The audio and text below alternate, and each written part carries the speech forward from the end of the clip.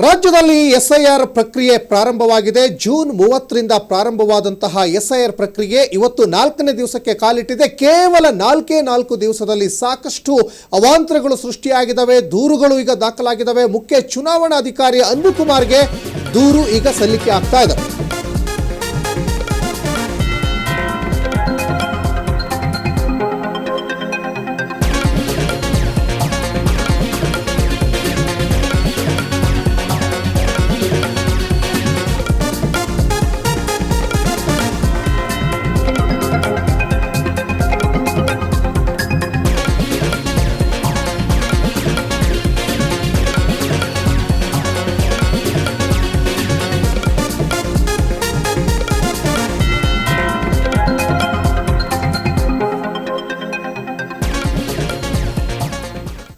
ರಾಜ್ಯದಲ್ಲಿ ಆಲ್ರೆಡಿ ಈಗ ಎಸ್ಐಆರ್ ಪ್ರಕ್ರಿಯೆ ಶುರುವಾಗಿದೆ. ಜೂನ್ 30ಕ್ಕೆ ಶುರುವಾದಂತಹ ಈ ಎಸ್ಐಆರ್ ಪ್ರಕ್ರಿಯೆ ಜುಲೈ 29ಕ್ಕೆ ಮುಕ್ತಾಯ ಆಗುತ್ತೆ. ಕೇವಲ 4 ದಿವಸ ಆಗಿದೆ. ರಾಜ್ಯದಾದ್ಯಂತ ಮತದಾರರ ಮತಪಟ್ಟಿ ಪರಿಷ್ಕರಣೆ ಶುರುವಾಗಿ ಈ 4 ದಿವಸದಲ್ಲಿ ಸಾಕಷ್ಟು ದೂರುಗಳು ಸಲ್ಲಿಕೆ ಆಗ್ತಾ ಇದ್ದಾವೆ. ಮನೆ ಮನೆಗೆ BLOಗಳು ಭೇಟಿ ನೀಡ್ತಾ ಇಲ್ಲ ಅನ್ನೋದ್ರ ಬಗ್ಗೆ ದೂರು ದಾಖಲಾಗ್ತಾ ಇದೆ.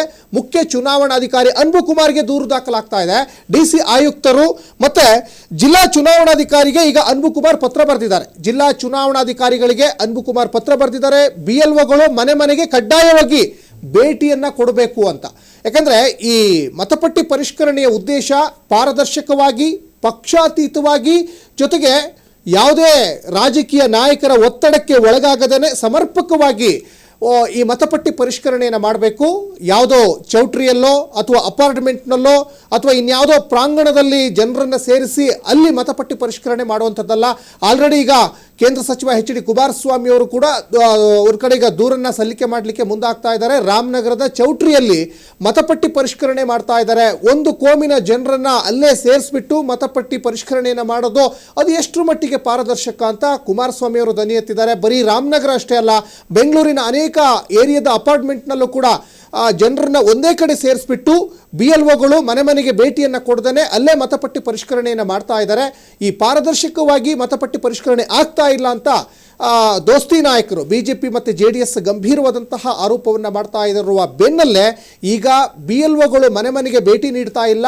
ಈ ನಿಟ್ಟಿನಲ್ಲಿ ರಾಜ್ಯ ಮುಖ್ಯ ಚುನಾವಣಾಧಿಕಾರಿ ಅನ್ಬು ಕುಮಾರ್ ಅವರಿಗೆ ದೂರನ್ನು ಈಗ ದಾಖಲು ಮಾಡಿದ್ದಾರೆ. ಅನ್ಬು ಕುಮಾರ್ ಅವರು DC ಆಯುಕ್ತರು ಸೇರಿದಂತೆ ಎಲ್ಲ ಜಿಲ್ಲಾಧಿಕಾರಿಗಳಿಗೆ ಪತ್ರವನ್ನು ಬರೆದಿದ್ದಾರೆ.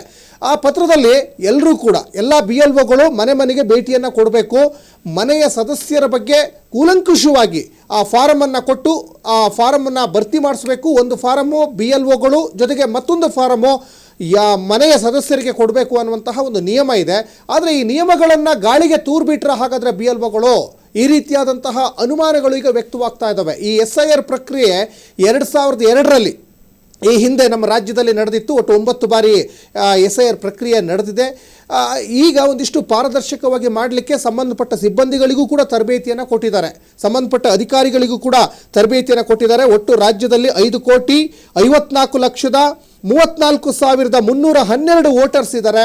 ಅದರಲ್ಲಿ 91.6% ಈಗ ಮ್ಯಾಪಿಂಗ್ ಕೂಡ ನಡೆದಿದೆ. ಮ್ಯಾಪಿಂಗ್ ಅಂದರೆ ಈ 2002ರ ಒಂದು ಈ ಮತಪಟ್ಟಿ ಏನಿದೆಯಲ್ಲ ಅದಕ್ಕೆ ತಾಳೆ ಆಗ್ತಾ ಇದೆಯಾ ಅಂತ. ಯಾಕಂದರೆ ಸಾಕಷ್ಟು ಜನ 2002ರ ಒಂದು ಮತಪಟ್ಟಿಗೆ ಅವರು ಸೇರ್ಪಡೆ ಆಗಿರಲ್ಲ, ಅವರ ತಂದೆ ಹೆಸರು ಅದರಲ್ಲಿ ಉಲ್ಲೇಖ ಆಗಿರ್ತದೆ.